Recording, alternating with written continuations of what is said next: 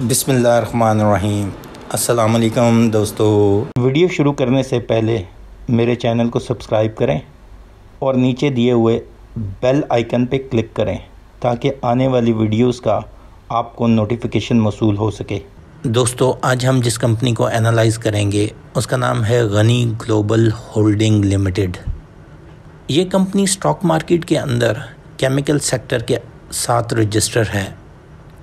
इस कंपनी का stock market के अंदर सिंबल GGL है। फॉर्मली इस कंपनी को गनी ग्लोबल गैस लिमिटेड के बारे से भी जाना जाता है और 2019 ऑनवर्ड इस कंपनी का नाम गनी ग्लोबल होल्डिंग लिमिटेड से चेंज कर दिया गया।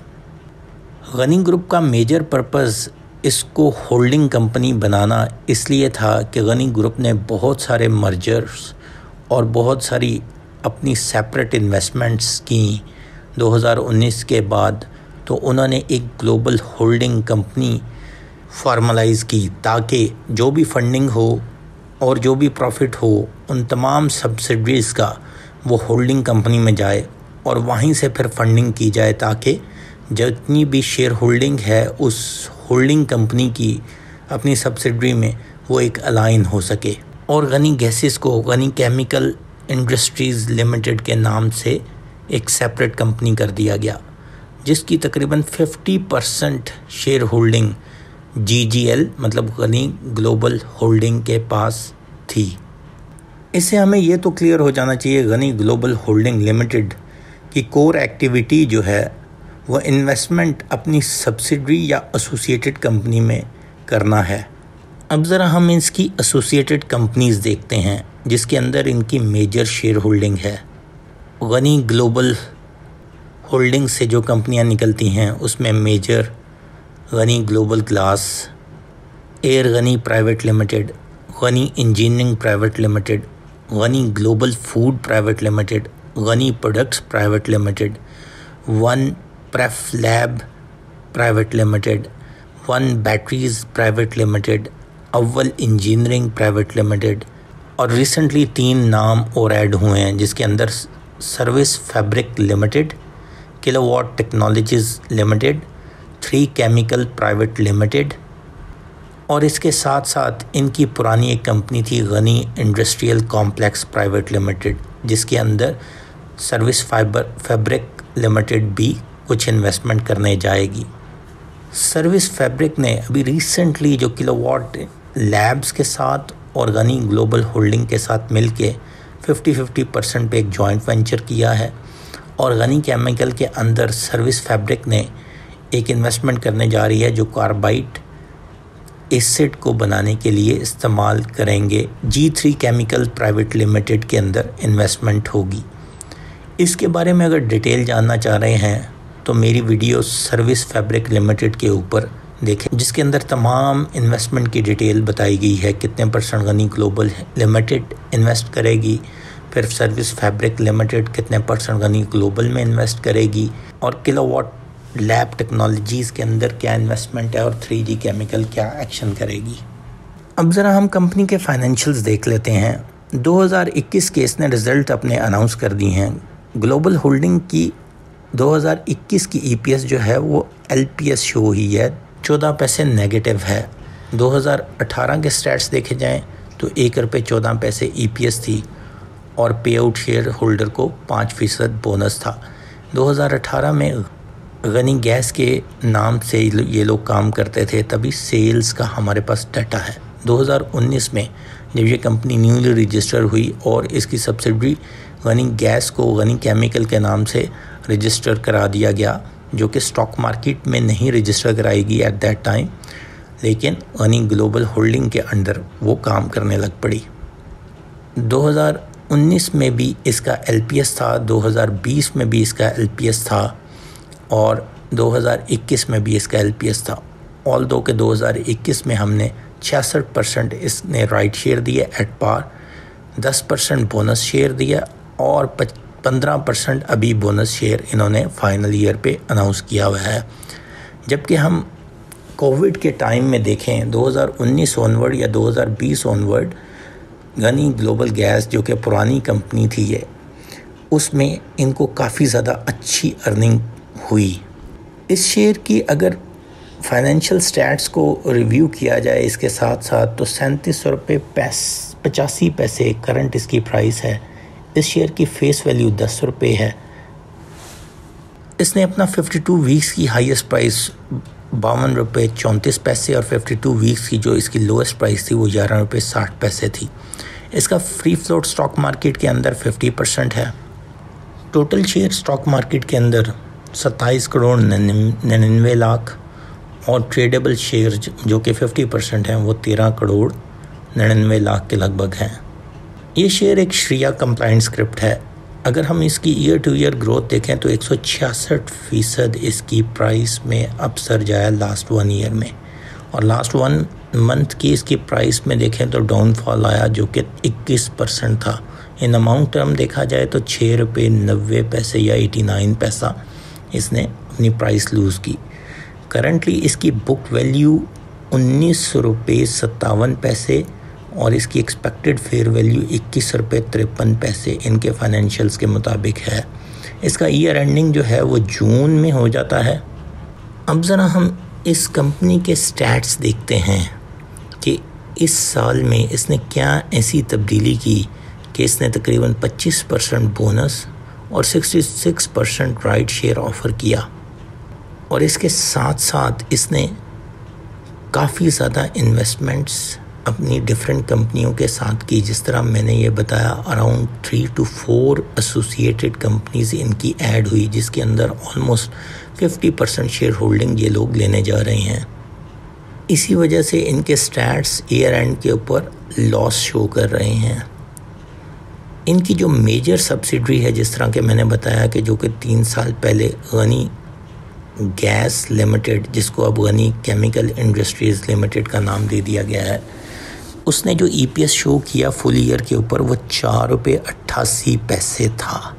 इसका मतलब है कि गनी ग्लोबल होल्डिंग के अंदर जो मेजर कंट्रीब्यूटर है वो गनी केमिकल इंडस्ट्री लिमिटेड है। इसके साथ साथ गनी ग्लोबल ग्लास जो कि इनकी मेजर सब्सिडरी है, जो कि अच्छा परफॉर्म करती है, और उसके साथ साथ जो न्यू इन्वेस्टमेंट इन्होंने इंगेज की, जिसका मैंने थोड़ा सा ब्रीफ इंट्रोडक्शन स्टार्ट में दिया, उस लिहाज से अगर कम्युलेटिव इसकी ईपीएस लगाई जाए तो 2 रुपये 34 पैसे थी, जो कि लास्ट ईयर के मुकाबले में काफ़ी बेहतर थी। अराउंड 500 टाइम इंक्रीज़ था ईपीएस में, क्योंकि last year Gani chemical limited ने 70 पैसे का लॉस शो किया था।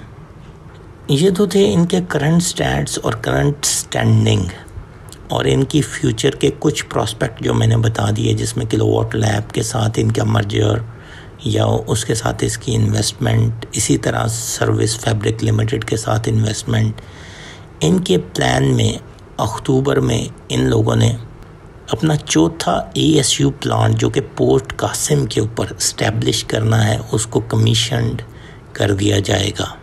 275 मेट्रिक पर टन डे कैपेसिटी जो है ये हत्तार इंडस्ट्रियल जोन में कमीशन करने जा रहे हैं, जिसका मेजर फीचर मेडिकल और इंडस्ट्रियल गैसेस प्रोड्यूस करना है, और इससे प्रोड्यूस करदा ऑक्सीजन जो है वो केपीके के हॉस्पिटल्स में भी सप्लाई करने का प्लान है।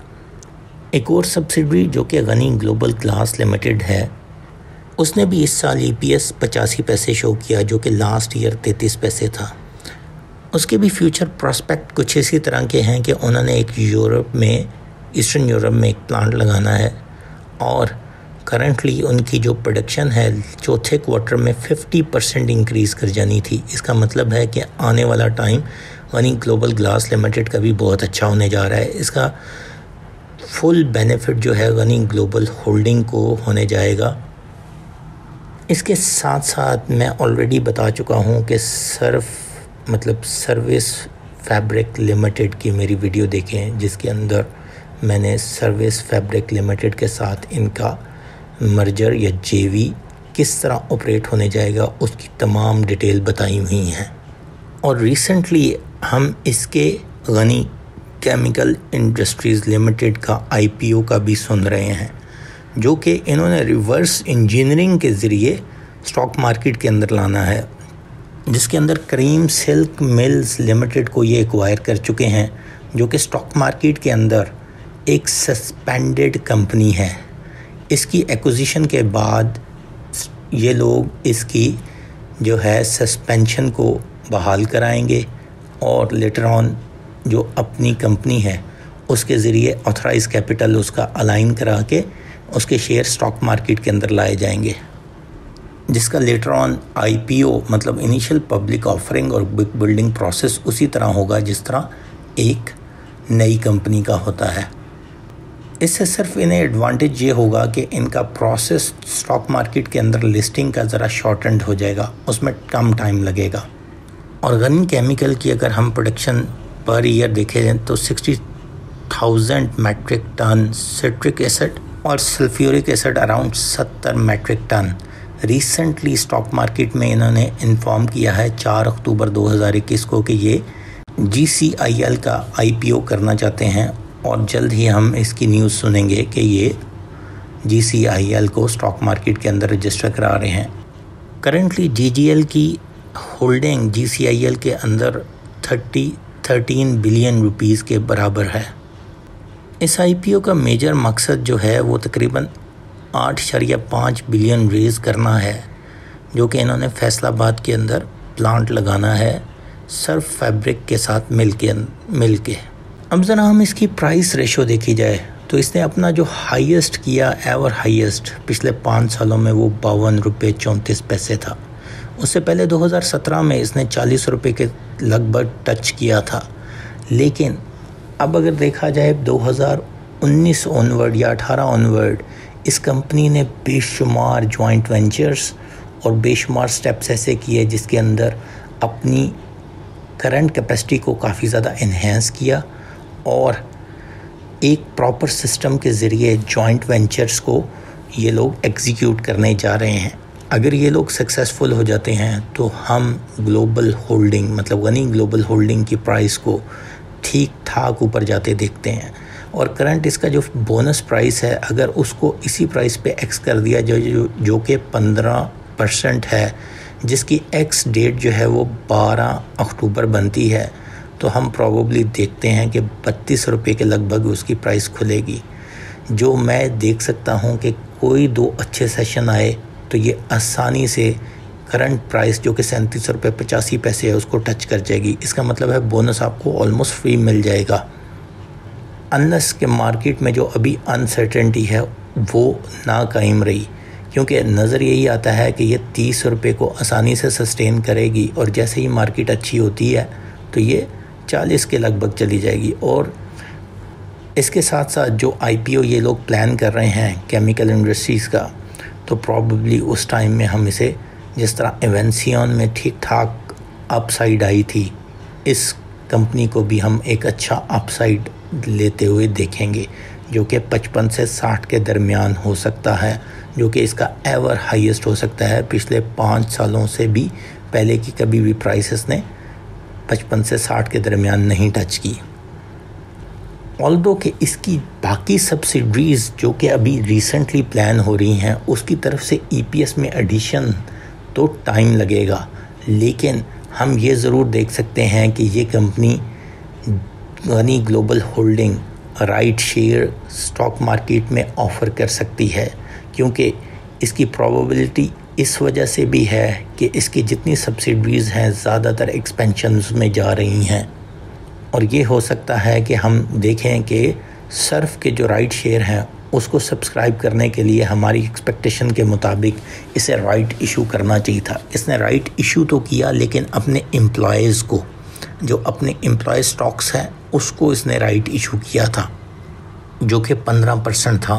तो प्रॉबली हम फर्स्ट क्वार्टर में या सेकंड क्वार्टर में 10 से 15% राइट शेयर कंपनी की तरफ से इशू होते हुए देखते हैं, जो कि एक अच्छी इन्वेस्टमेंट के ऊपर होंगे। अपने एम्प्लॉयज़ को इन्होंने 30 रुपये के हिसाब से दिया था, तो बोनस के ऊपर जब राइट शेयर आएगा तो प्रॉबली लोगों को काफ़ी अच्छा बेनिफिट हो सकता है। जिस तरह की इनकी इन्वेस्टमेंट हैं, इस कंपनी को लॉन्ग टर्म या कुछ ईयर्स के लिए एटलीस्ट 2 से 3 ईयर्स के लिए होल्ड करना बहुत अच्छा रहेगा। और अगर ये इन्वेस्टमेंट इनकी सक्सेसफुल हो जाती हैं तो हम इस कंपनी को 70 से 100 रुपये के दरमियान भी ट्रेड होता हुआ देखेंगे। शुक्रिया दोस्तों, चैनल को सब्सक्राइब करना मत भूलिएगा। अल्लाह हाफ़िज़।